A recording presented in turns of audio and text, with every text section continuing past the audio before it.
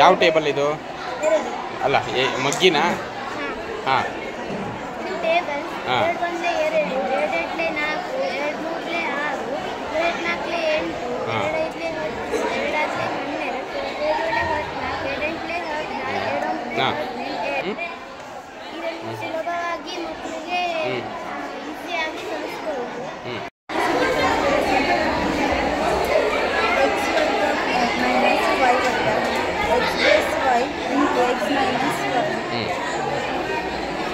x plus y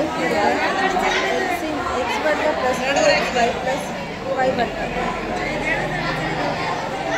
ಹೇಳು. ಹಾಂ ನನ್ನ ಹೆಸರು ಶ್ರೀಧರ್ ಮಗೇರಿ. ಇದು ಕೋನದ ವಿಧಗಳಲ್ಲಿ ಲಘುಕೋನ 90 ಡಿಗ್ರಿ. ಶ್ರೀಧರ್ ಮಗೇರಿ. ಈ ಮಾಡೆಲ್ ಹೆಸರು ಕೋನದ ವಿಧಗಳು. ಇದನ್ನು ನಾವು ಕೋನಗಳನ್ನು ಸುಲಭವಾಗಿ ತಿಳಿಯಬಹುದು. ಲಘುಕೋನ, ಲಂಬಕೋನ, ವಿಶಾಲ ಕೋನ, ಸರಳ ಕೋನ, ಸರಳಾಧಿಕ ಕೋನ, ಪೂರ್ಣ ಕೋನ. ನನ್ನ ಹೆಸರು ನಾನು ಬಳಸುವ ತ್ರಿಭುಜ ವಿಧಗಳು. ಇದು ಸಮದ್ವಿಬಾಹು ತ್ರಿಭುಜ, ಇದು ಲಂಬಕೋನ ತ್ರಿಭುಜ.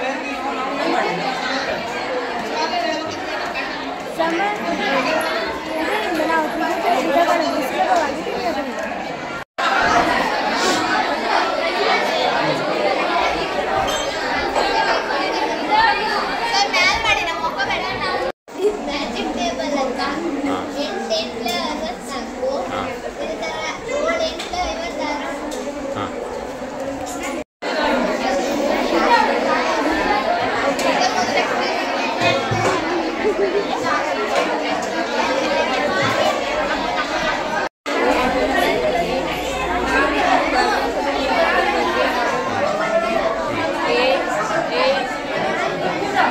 ಅದೇನು ಹೇಳುದು?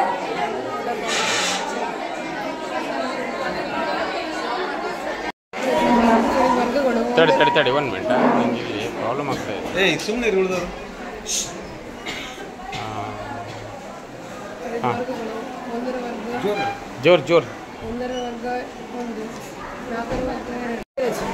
ಹಾಂ ಕ್ಲಾಸ್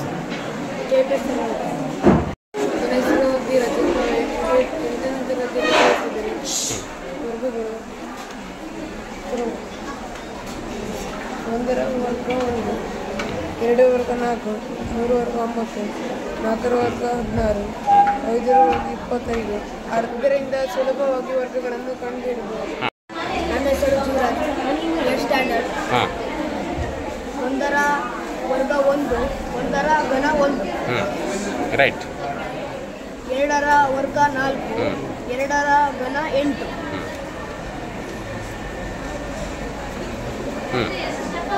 3ರ ಘನ 9. ವರ್ಗ 9. 3ರ ಘನ 27. ಹೊಸ ಒಂದು ಘನಗಳು.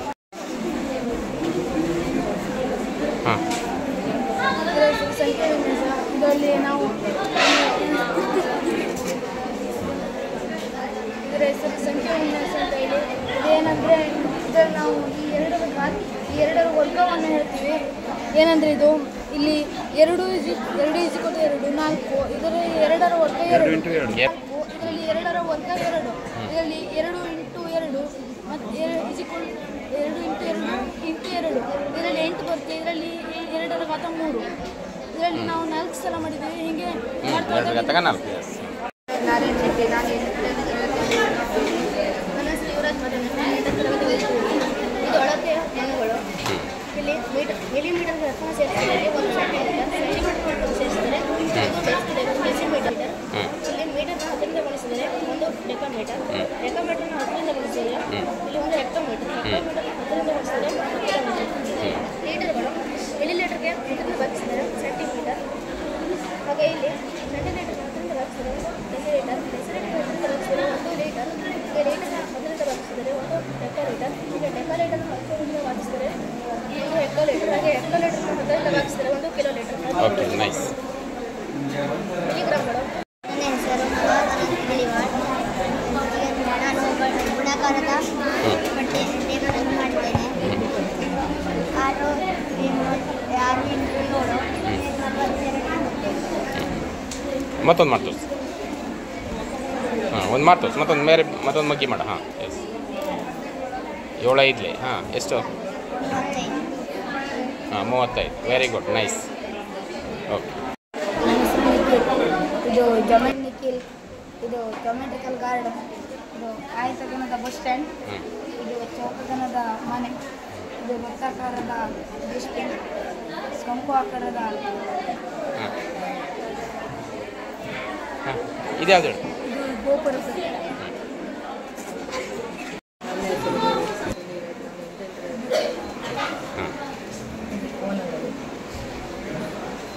ಹೇಳು.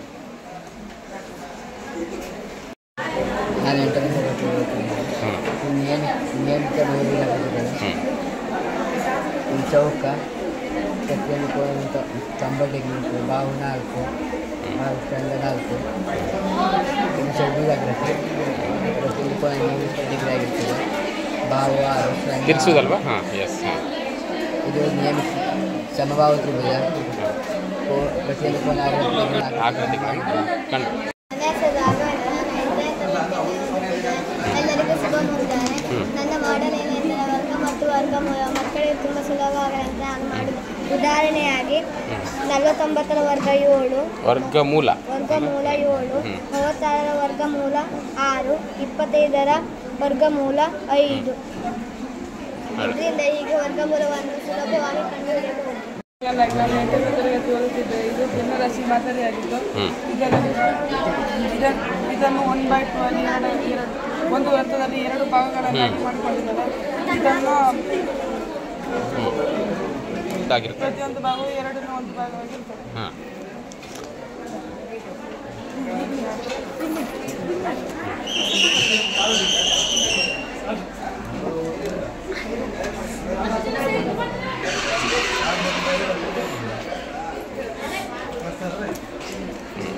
ಎಷ್ಟು ಹೇಳು? ಇದು 4ನೇ 1 ಭಾಗ. ಇದು 1ರಲ್ಲಿ 4 ಭಾಗಗಳನ್ನು ಮಾಡಲಾಗಿದೆ.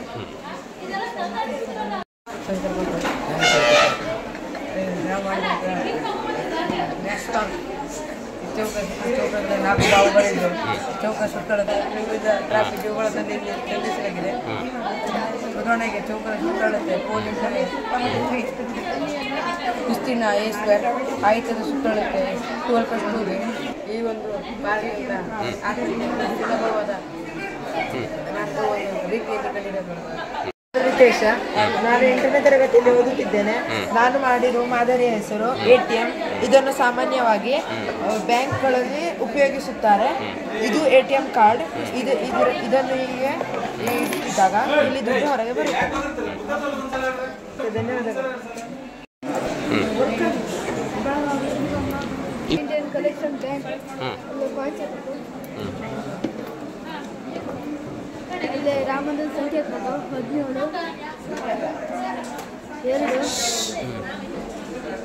9 ಬಂತಾ? ಹಾಂ ಹಾಂ ಹಾಂ ಹಾಂ ಲಾಕರ್ ಅಲ್ಲ? ಎಸ್. ಓಪನ್ ಮಾಡಿದ ಕೂಡಲೇ ಬರ್ತೀವಿ. ನನ್ನ ಹೆಸರು ಗಣೇಶ್ ನಾರಾಯಣ. ಮಾದರಿ ವರ್ಗಮೂಲದ ಇದನ್ನು 2ರ ವರ್ಗ 1, 2ರ ವರ್ಗ 4, 1ರ ವರ್ಗ 3 ಇದನ್ನು ಬಳಸಿ ನಾನು ವರ್ಗಮೂಲ ಕಡಿಯಲು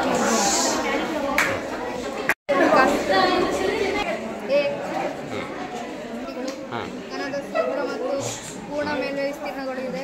ಹಾಂ ಘನ ಹ್ಞೂ ಫಲ, ಚೌಕ, ಕೊಳವೆ, ಆಯತ, ವೃತ್ತ,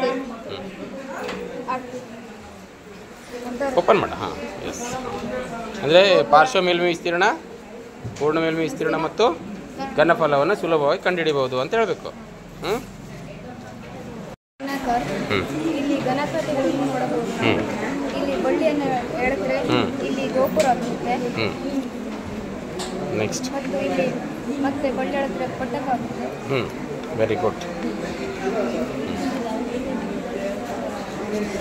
ಇದು ಆಯತಘನ.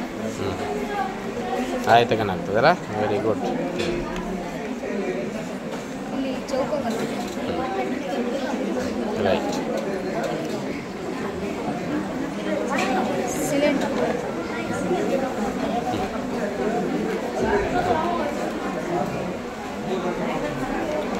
ಇದರಿಂದ ನಾವು ಘನಾಕೃತಿಗಳನ್ನು ಸುಲಭವಾಗಿ ತಿಳಿಯಬೇಕು. ನನ್ನ ಹೆಸರು ನಾನು ಸಂಖ್ಯೆಗಳ ವಿನ್ಯಾಸಗಳು 1 ಗುಣಿಸು 8 ಮಾಡಿದರೆ 8 ಆಗುತ್ತೆ. ಇದಕ್ಕೆ 1 ಸೇರಿಸಿದರೆ 9 ಆಗುತ್ತೆ. 1 ಪ್ಲಸ್ ಮಾಡಿದರೆ 9 ಆಗುತ್ತೆ. 12 ಗುಣಿಸು 8 ಮಾಡಿದರೆ 96 ಆಗುತ್ತೆ. ಪ್ಲಸ್ 2 ಮಾಡಿದರೆ 98 ಆಗುತ್ತೆ. 123 ಗುಣಿಸು 8 ಮಾಡಿದರೆ 9. ಕ್ಲಾಸ್ 8 ಸಂಖ್ಯೆ ವಿನ್ಯಾಸಗಳು 1 ರಿಂದ 9 ಗುಣಿಸಿದ್ರೆ ಉತ್ತರ 1 ಆಗುತ್ತದೆ. 1 ರಿಂದ 9 ಗುಣಿಸಿದ್ರೆ 1 ಬರ್ತದೆ. 1 ರಿಂದ 9 ಗುಣಿಸಿದ್ರೆ 7 ಬರ್ತದೆ. 1 ರಿಂದ 9 ಗುಣಿಸಿದ್ರೆ 3 ಬರ್ತದೆ. 1 ರಿಂದ 9 ಗುಣಿಸಿದ್ರೆ 4 ಬರ್ತದೆ. ಇದರಿಂದ ಸುಂದರ ವಿನ್ಯಾಸಗಳು ಬರುತ್ತವೆ. ನನ್ನ ಹೆಸರು ಮಧು.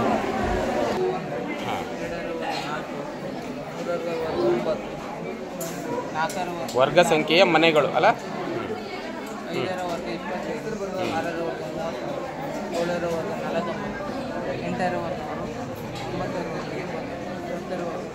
ತಡಿ ತಡಿ ಹಾಂ. ನನ್ನ ಹೆಸರು ನಂದನ್ ಮಂಜುನಾಥ್. ನನ್ನ ಹೆಸರು ಸಚಿನ್ ನಾವು ಹೆಸರು magic numbers and number clock. ಹಾಂ ಇದು ಮ್ಯಾಜಿಕ್ ನಂಬರು. ಹಾಂ ನಾವು ಇಲ್ಲಿ ನನ್ನ ಡೇಟ್ ಆಫ್ ಬರ್ತ್ ಯೂಸ್ ಮಾಡ್ಕೊಂಡು ಮಾಡಿದ್ದೆ. ಹಾಂ ನೀವು ಹಿಂಗೆ ಕಂಬ ಸಾಲು, ಅಡ್ಡ ಸಾಲು, ಆಮೇಲೆ ಹಿಂಗೆ ಡಯಾಗ್ರಾಮ್ ಹೀಗೆಲ್ಲ ಕೂಡಿಸಿದ್ರೆ 54 ಬರ್ತದೆ. ಆ್ಯಂಡ್ ಇಲ್ಲಿ 4 ಸ್ಕ್ವೇರ್ ಈ ಥರ ಕೂಡಿಸಿದ್ರು 54 ಬರ್ತದೆ. ಸರ್ ಇದು 3 ಗಣ 3 -3 ಮೇಲೆ 0 ಬರ್ತದೆ. 3 ಗಣ 3 ಗಂಟು 0 ಸರ್ 1 ಬರುತ್ತೆ. ಇದು 3 + 3 6, 3 ರಲ್ಲಿ 6, 3 + 3 ಮಾಡಿದ್ರೆ 6 ಬರ್ತದೆ. 6 3 ಮಾಡಿದ್ರೆ 3. ಇದು ನಾನು 12 ಗಡಿ 8th ಸ್ಟ್ಯಾಂಡರ್ಡ್ ಓದುತ್ತಾ ಇದ್ದೇನೆ. ನನ್ನ ಹೆಸರು ಹರ್ಷ ಜಿ ನಾಯ್ಕ್. ನಾನು 8th ಸ್ಟ್ಯಾಂಡರ್ಡಲ್ಲಿ ಓದುತ್ತಿದ್ದೇನೆ. 3 ಜನ. ನನ್ನ ಹೆಸರು ಅಜಿತ್ ಕೃಷ್ಣ ನಾಯ್ಕ್. ನಾನು 8th ಸ್ಟ್ಯಾಂಡರ್ಡಲ್ಲಿ ಹೇಳಿ. ನಾನು ತಯಾರಿಸಿದ ಮಾದರಿ ಘನಾಕೃತಿಗಳು. ಹಾಂ ಇದು ಆಯತಘನದ ಮಾಡೆಲ್. ಹಾಂ ನಾವು ಬಳ್ಳಿಯ ಮೂಲಕ ಇದನ್ನು ಸುಲಭವಾಗಿ ತಯಾರಿಸಬಹುದಾದ ಮಾದರಿಯಾಗಿದೆ. ಹಾಂ ಹೇಳಿ ಹೇಳಿ ಬರ್ತದೆ ಜೋರು ಹೇಳಿ. ಹಾಂ ಎಸ್.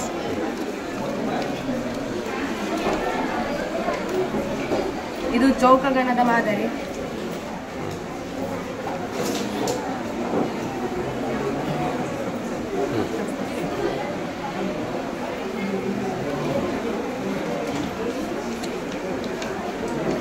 ಇದು ಸಿಲಿಂಡರ್ ಘನದ ಮಾದರಿ. ಅಲ್ಲಿಂದ ಹೇಳಿ, ಹಿಂದಿಂದ ಹೇಳಿ, ಸ್ವಲ್ಪ ಹಿಂದಿಂದ ಹೇಳಿ. ಹಾಂ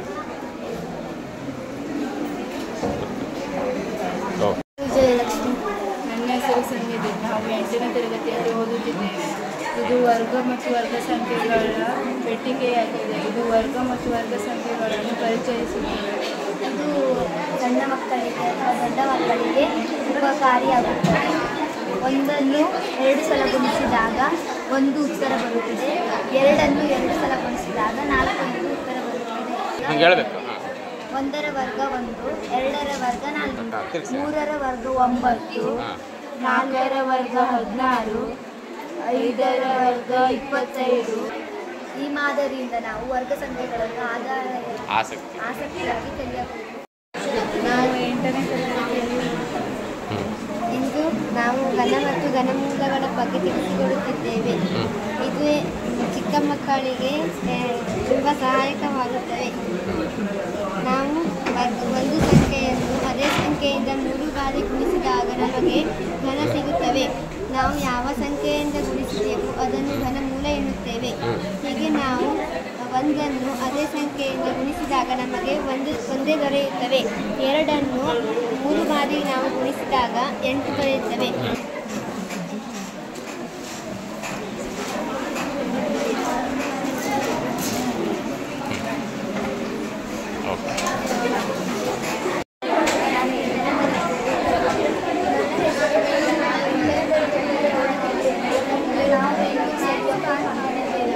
ಇಲ್ಲಿ ಹಲವಾರು ಆಕೃತಿಗಳಿವೆ.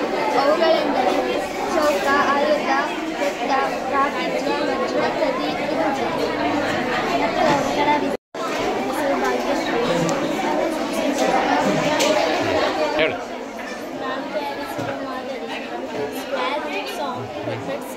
ಇದು ಮಕ್ಕಳಿಗೆ ತುಂಬ ಸಹಕಾರಿಯಾಗುತ್ತದೆ. ಮತ್ತು ಮಕ್ಕಳಿಗೆ ಅಂತಲ್ಲ, ಈಗ ನಮ್ಮಂಥವರಿಗೂ ತುಂಬ ಸಹಕಾರಿಯಾಗುತ್ತದೆ. ನಮಗೆ ವರ್ಗ ಸಂಖ್ಯೆಯಿಂದ ಅದರ ವರ್ಗಮೂಲವನ್ನು ಕಂಡುಹಿಡಿಯಲು ತುಂಬ ಸಹಕಾರಿಯಾಗುತ್ತದೆ.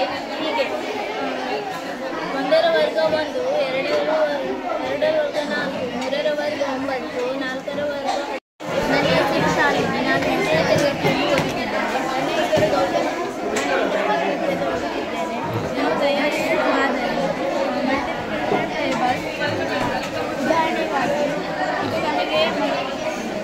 ಇದು ನಮಗೆ ಅನುಕೂಲಗಳಾಗುತ್ತದೆ. ಘನಾಕಾರದ ಮಗ್ಗಿಗಳು ಹಾಗೂ ಘನಾಕಾರದ ಮಗ್ಗಿ. ನನ್ನ ಹೆಸರು ಆಶುತೋಷ್ ನಗರಪ್ಪ. ಈ ಮಾದರಿಯು ವರ್ಗ ಮತ್ತು ವರ್ಗಮೂಲಗಳನ್ನು ತಿಳಿಸುತ್ತದೆ. 1ರ ವರ್ಗ 1, 2ರ ವರ್ಗ 4, 2ರನ್ನು 2 ಸಲ ಗುಣಿಸಿದಾಗ 4 ಬರುತ್ತದೆ. 3ರ ಘಾತ 3ರ ವರ್ಗ 9, 3ಅನ್ನು 2 ಸಲ ಗುಣಿಸಿದಾಗ 9 ಬರುತ್ತದೆ. ಇದರಿಂದ ಮಕ್ಕಳಿಗೆ ವರ್ಗ ಮತ್ತು ವರ್ಗಮೂಲಗಳನ್ನು ತಿಳಿಯಲು ಸಹಾಯಕ ಆಗುತ್ತದೆ.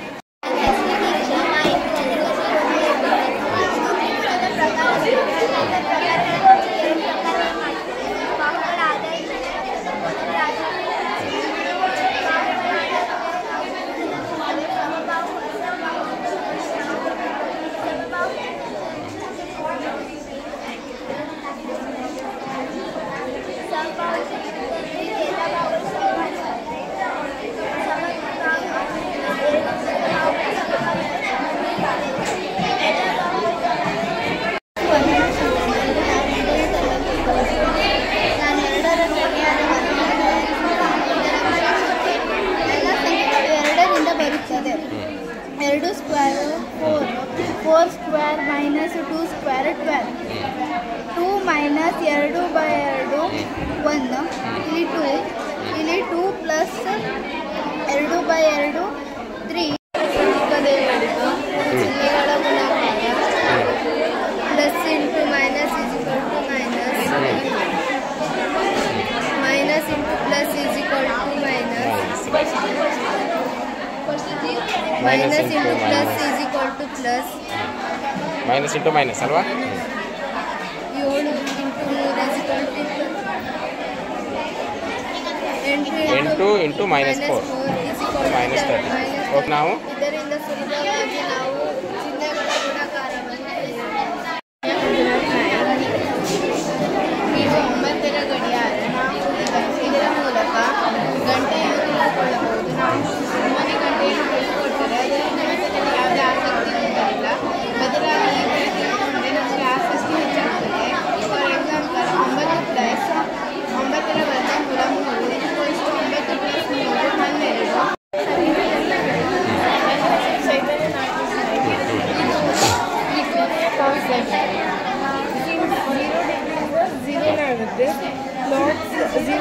ಕಾಸ್ ಟ್ಯಾನ್ 0 ನಾಟ್ 0. ಹಾಂ, ಅದೇ ತಿರುಗಿಸಿ.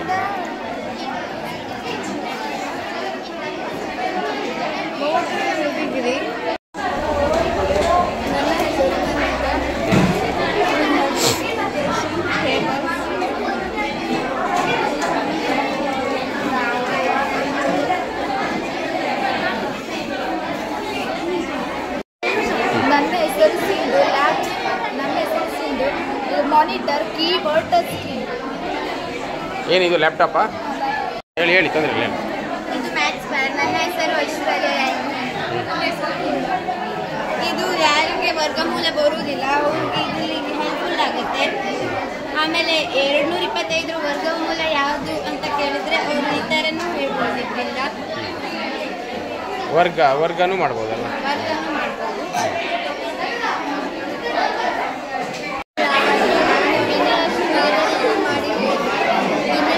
ಸುಲಭವಾಗಿ ಅರ್ಥೈಸಿಕೊಳ್ಳಲು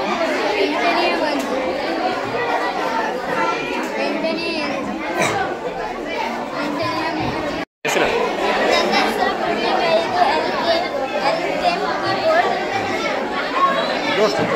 ಇದನ್ನು 2 ಜನ ಆಟ ಆಡುತ್ತಾರೆ. ಇದು ತುಂಬಾ ಇಂಟ್ರೆಸ್ಟಿಂಗ್ ಆದ ಗೇಮ್ ಆಗಿದೆ.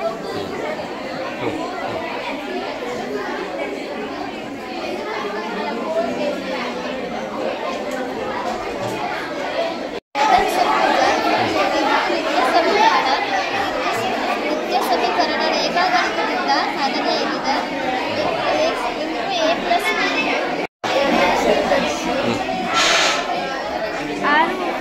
ಆರು ಪ್ಲಸ್ 1 7. 5 ಪ್ಲಸ್ 2 7. 6 ಪ್ಲಸ್ 7 ಅಪ್ ಅಲ್ಲ? 7 ಅಪ್ ಪಜಲ್.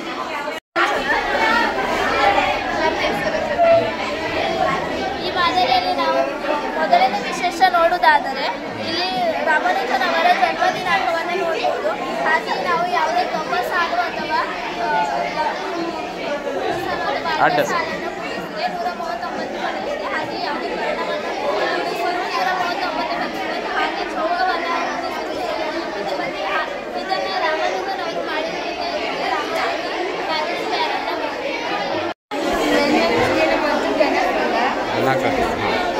ಹೇಳಿ.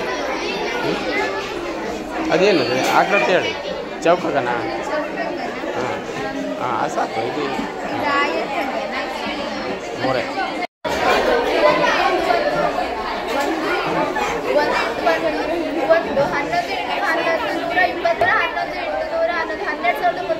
11 ಸಂಖ್ಯೆ ಎನ್ನುವರು. ಹಾಂ 12,321. ಹಾಂ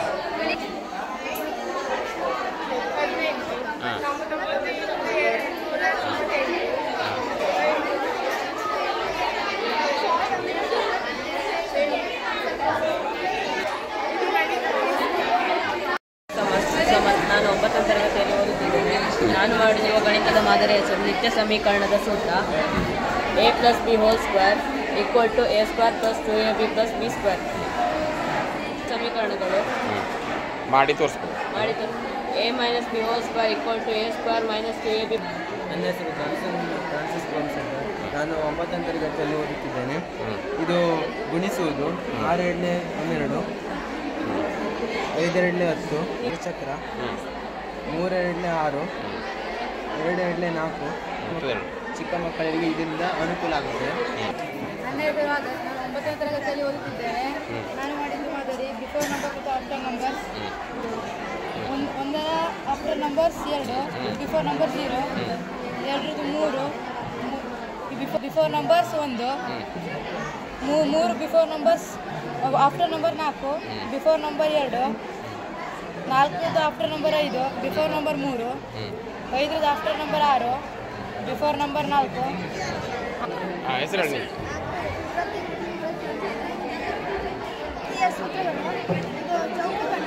ಚೌಕಕಣದ ಪೂರ್ಣಮೇಲ್ಮ ವಿಸ್ತೀರ್ಣ 6a², ಪಾರ್ಶ್ವಮೇಲ್ಮ ವಿಸ್ತೀರ್ಣ 4a². ಹೆಸರು ಕ್ಲಾಸ್ ಹೇಳಿ. ನಾನು 9th ಸ್ಟ್ಯಾಂಡರ್ಡ್. ಇದು ನಂಬರ್ ಸಿಸ್ಟಮ್.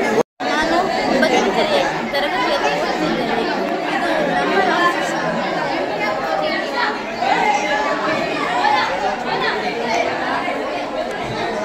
ಸಂಖ್ಯಾ ಪದ್ಧತಿ ಅಲ್ಲ, ನಂಬರ್ ಸಿಸ್ಟಮ್.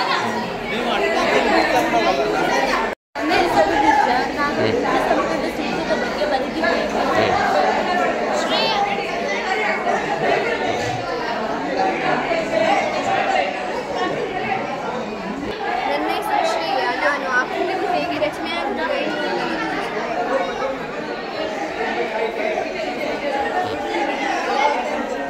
ಯಾವ್ಯಾವ ಆಕೃತಿ ಇದು? ಅದು ಆಯತಗನ ಅಲ್ಲ? ಇದು ಇದು ಪಂಚಭುಜಾಕೃತಿನ, ಇದು ಪಟ್ಟಕ್ಕ. ಹಾಂ, ಓಕೆ ಓಕೆ.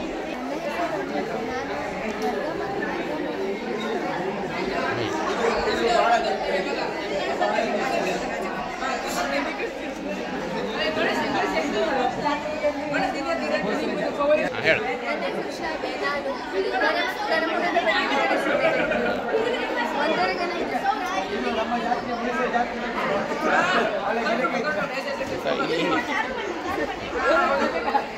ತೋರ್ ಹೇಳು, ಎಕ್ಸ್ಪ್ಲೇನ್ ಮಾಡಿ.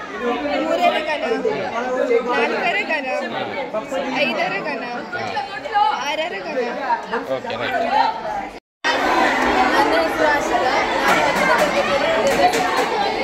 ನನ್ನ ಈ ಗಣಿತ ಮಾಡೆಲ್ನ ಉಪಯೋಗವೇನೆಂದರೆ ಇದರ ಮೂಲಕ ನಾವು ವೃತ್ತಕ್ಕೆ ಸಂಬಂಧಿಸಿದ ಪ್ರಮೇಯಗಳನ್ನು ನಾವು ತಿಳ್ಕೊಳ್ಬೋದು. ಮೊದಲು ವೃತ್ತದ ಭಾಗಗಳನ್ನು ನೋಡೋದಾದರೆ ಇದು ವೃತ್ತದ ತ್ರಿಜ್ಯ, ಹಾಗೆ ಇದು ವೃತ್ತದ ವ್ಯಾಸ, ಇದು ತ್ರಿಜ್ಯಾಂತರ ಖಂಡ,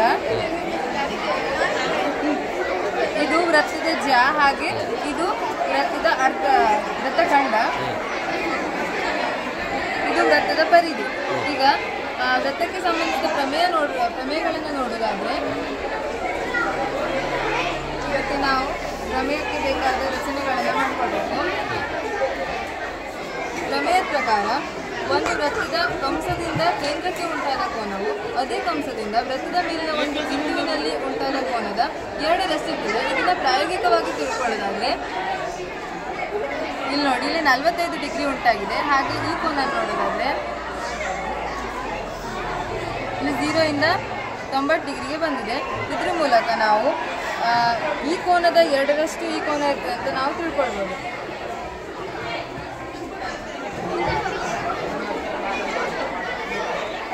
ಹಾಗೆ ಇನ್ನೊಂದು ಪ್ರಮೇಯ ನೋಡೋದಾದ್ರೆ ಇದು ಅರ್ಧ ವೃತ್ತಖಂಡ, ಹಾಗೆ ಇದು ವ್ಯಾಸ. ಅರ್ಧ ವೃತ್ತಖಂಡದಲ್ಲಿ ಉಂಟಾದ ಯಾವುದೇ ಕೋನ ಆಗಿದ್ರು ಅದು 90 ಡಿಗ್ರಿ ಅಂತ ಈ ಪ್ರಮೇಯ ಸಾಧಿಸ್ತದೆ. ಈ ಮೂಲಕ ಅದ್ರ ಕೋನ ನೋಡೋದಾದ್ರೆ 0ದಿಂದ 90 ಡಿಗ್ರಿಗೆ ಬಂದಿದೆ. ಆದ್ರಿಂದ ಅರ್ಧ ವೃತ್ತಖಂಡದಲ್ಲಿ ಉಂಟಾದ ಕೋನ 90 ಡಿಗ್ರಿ ಅಂತ ನಾವು ಹೇಳ್ಬೋದು.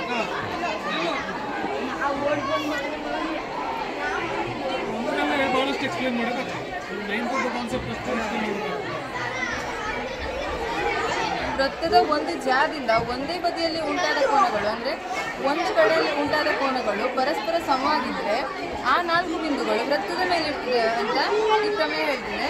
ಈ ಕೋನಗಳನ್ನು ನಾವು ಸಮ ಇದೆಯಾ ಇಲ್ವಾ ಅಂತ ನೋಡೋದಾದ್ರೆ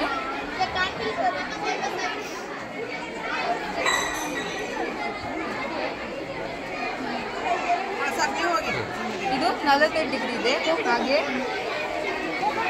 ಇದು ಸಹ 45 ಡಿಗ್ರಿ ಇದೆ. ಇದು ಹಾಗೆ ಈ ಪ್ರಮೇಯದಲ್ಲಿ ಈ 4 ಬಿಂದುಗಳು ಸಹ ವೃತ್ತದ ಮೇಲೆ ಇದೆ ಮತ್ತು ಈ 2 ಕೋನಗಳು ಪರಸ್ಪರ ಸಮನಾಗಿವೆ.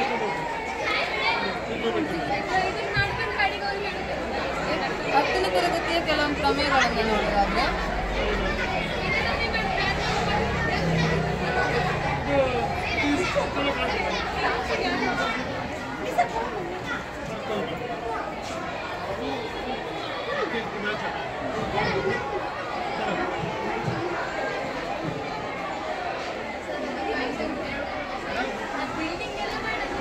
ಇದು ವೃತ್ತಕ್ಕೆ ಒಂದೇ ಬಿಂದುವಿನಲ್ಲಿ ಎಳೆದ ಸ್ಪರ್ಶಕ ಆಗಿದೆ, ಹಾಗೆ ಇದು ಸ್ಪರ್ಶ ಬಿಂದು.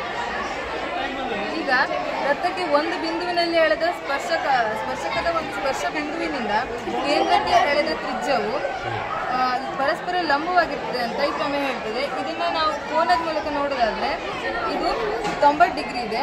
ಇದರಿಂದ ವೃತ್ತದ ಸ್ಪರ್ಶಕ ಮತ್ತು ಸ್ಪರ್ಶ ಬಿಂದುವಿನಿಂದ ಕೇಂದ್ರದಲ್ಲಿ ಎಳೆದ ತ್ರಿಜ್ಯಗಳು ಪರಸ್ಪರ ಲಂಬವಾಗಿರ್ತದೆ ಅಂತ ಹೇಳ್ಬೋದು. ಹಾಗೆ ಬಾಹ್ಯ ಬಿಂದು ಪ್ರಮೇಯವನ್ನು ಕೂಡ ಇದ್ರ ಮೂಲಕ ಸಾಧಿಸಬಹುದು.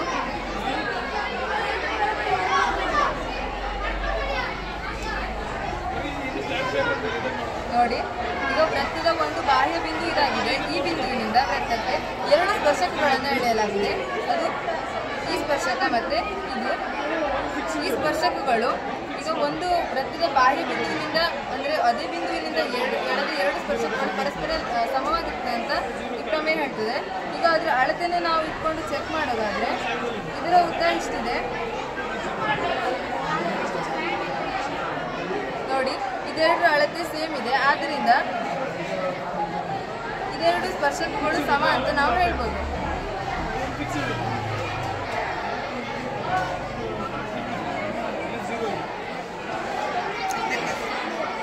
ಹಾಗೆ ಈ ಪ್ರಮೇಯ ಸಾಧಿಸಿದಲ್ಲಿ ಇನ್ನೊಂದನ್ನ ನೋಡ್ಕೊಳ್ಬೋದು.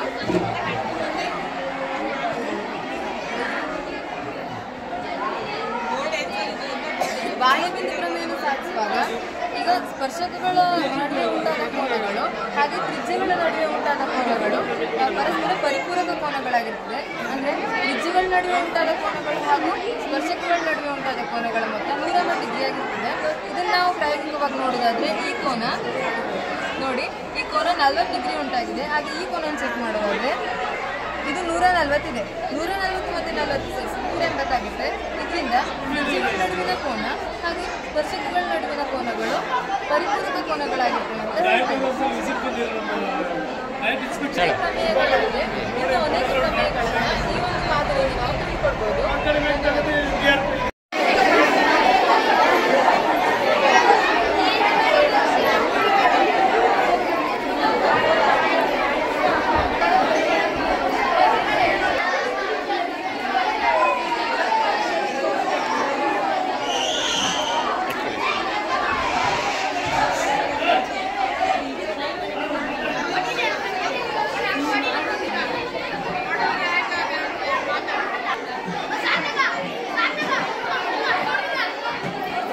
ಪ್ರವಾಸ ಅಲ್ಲ.